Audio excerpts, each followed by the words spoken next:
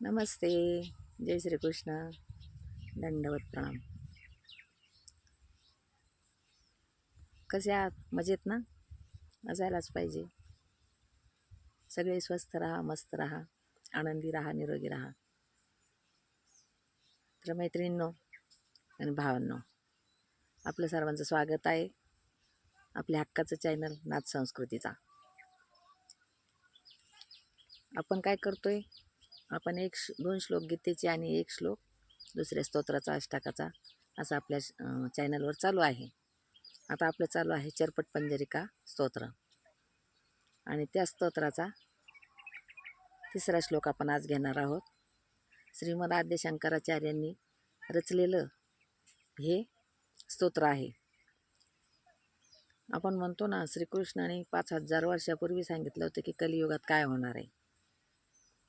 तसं श्रीमद आद्य शंकराचार्यांनी पण पुढचं ओळखून आणि मगच हे स्तोत्र रचलेलं आहे. तर ही काळाची गरज आहे. जसं श्रीकृष्णाने पुढचा विचार करून, कलियुगाचा विचार करून आपल्याला श्रीमद भगवद्गीता दिली, तसं श्रीमद आद्य शंकराचार्यांनी पण, त्यांना आद्य शंकराचार्य उगाचच म्हणत नव्हते. तर आद्य शंकराचार्यांनी सुद्धा आपल्याला अनेक असे स्तोत्र दिले, अनेक असे अष्टके दिले की जेणेकरून आपल्याला या संसारूपी सागरातून तरून जायला त्याची मदत होईल. तर आज आपण घेऊया तिसरा श्लोक. आपण पहिले 2 श्लोक बघितले. त्याच्यामध्ये पहिला श्लोक बघितला की दिवस रात्र ऋतू हे सगळे एकामागून एक येतात जातात आणि आपला व्यवहार चालूच आहे, आपला संसार प्रपंच चालूच आहे. पण ज्यावेळेस आपण शेवटच्या वेळी आपण काय म्हणतो, एखादा माणूस समजा शेवटच्या घटका मोजतोय आणि त्याला काय म्हणतो आपण, देवाचं नाव घे. मग शेवटच्या वेळेस नाव येईल का हो? नाही येणार. कारण आयुष्यभर जर नाव घेण्याची सवयच नाही तर शेवटच्या वेळेस कसं नाव येईल देवाचं? नाही येत. तर त्याच्यासाठी आपल्याला ह्या सगळ्या गोष्टीतून सुटका होण्यासाठी श्रीमद आद्य शंकराचार्यांनी आपल्याला हे स्तोत्र दिलेलं आहे. आपण घेऊया तिसरा श्लोक.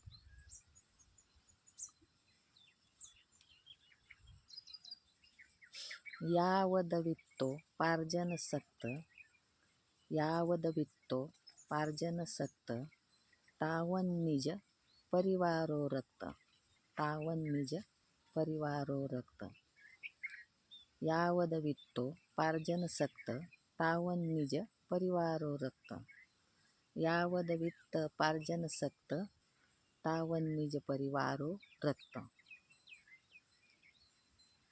पश्चाद्धावती, पश्चाद्धावती जर्जर देहे, पश्चाद्धावती जर्जर देहे, वार्ता पृच्छति कोऽपि न गेहे, वार्ता पृच्छति कोऽपि न गेहे, वार्ता पृच्छति कोऽपि न गेहे. यावदवित्तोपार्जनसक्त, तावन्निज परिवारो रक्त. पश्चाद्धावति जर्जर देहे, वार्ता पृच्छति कोऽपि न गेहे. भज गोविन्दं, भज गोविन्दं, भज गोविन्दं मूढमते. प्राप्ते सन्निहिते मरणे, नहि नहि रक्षति दुकृतकरणे. असा हा श्लोक आहे.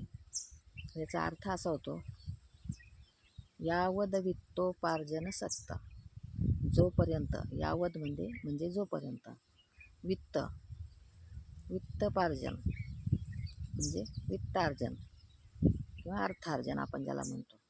यावदवित्तोपार्जनसक्त,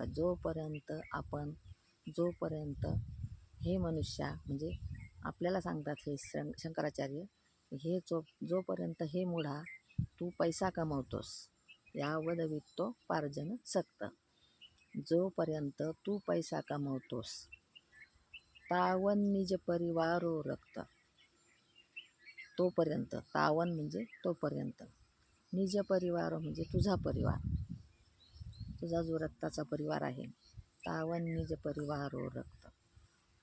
जोपर्यंत तू पैसा कमवतोस तोपर्यंत तुला सगळे विचारणार आहेत. एवढा एक म्हणजे एकदम खूप मोठा संदेश देणारा तेवढंच हे एका ओळीत शंकराचार्यांनी बसवलं. यावद वित्तो पार्जन सक्त तावन निज परिवारो रक्त. खालच्या ओळीत ते म्हणतात, पश्चात धावती जर्जर देहे. जोपर्यंत तू पैसा कमवतोस तोपर्यंत तुझा थोडा परिवार विचारणार आहे. पश्चात धावती तत्पश्चात त्याच्यानंतर काय होईल?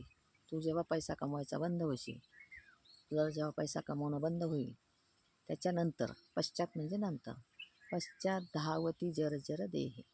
पश्चात धावती म्हणजे जर्जर देहे. पश्चात धावती जर्जर देहे म्हणजे जेव्हा तुझा देह जर्जर होईल, जेव्हा तू वृद्ध होशील, जेव्हा तुझे हातपाय थरथर करायला लागतील, जेव्हा तुला काही सुधारणार नाही, तेव्हा पश्चात धावती जर्जर देहे वार्ता पृच्छती कोपी न गेहे. कोणी तुझी वार्ता पुसणार नाही तुला, की तुझं काय चाललं. तुला कोणी विचारणार सुद्धा नाही. पुसणार नाही म्हणजे विचारणार नाही. वार्ता पृच्छती कोपी न गेहे म्हणजे तुझी कोणी वार्ताही घेणार नाही आणि तुला कोणी विचारपूसही करणार नाही की तू कसा आहेस. जोपर्यंत तू पैसा कमवतोस तोपर्यंत तुझा परिवार तुला विचारणार आणि त्याच्यानंतर तू जेव्हा देहाने जर्जर होशील त्यावेळेस तुला कोणी विचारणार नाही. म्हणून हे मुढा, म्हणून भज गोविंदम भज गोविंदम भज गोविंदम मूढमते प्राप्ते सन्निहिते मरणे नाही नाही रक्षती डुकृत्रकरणे. म्हणजे हे मुढा भज गोविंदाला भज. हे मुढा गोविंदाचे नाव घे. हे मुढा तू गोविंदाचे स्मरण कर. त्याच्यानंतर काय होईल म्हणजे प्राप्ते सन्निहिते, प्रत्येकाच्या सन्निधामध्ये मरण आहेच, पण मरणाच्या वेळेस तू नाव घेशील ते नाव तुला येणार नाही. त्यासाठी आता अशा परिस्थितीतच तू नाव घ्यायची सुरुवात कर.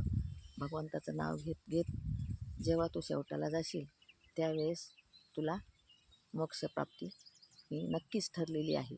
पण तू मरणाच्या वेळेस म्हणजे प्राप्ते सन्निहिते मरणे नाही नाही रक्षते डुकृत करणे म्हणजे सन्निधामध्ये मरण तर आहेच आहे, पण मरणाच्या वेळेस जर तू देवाचं नाव घेशील आणि भोकत राहशील तर काहीच त्याचा उपयोग होणार नाही, असं इथं आद्य शंकराचार्य आपल्याला सांगतायत.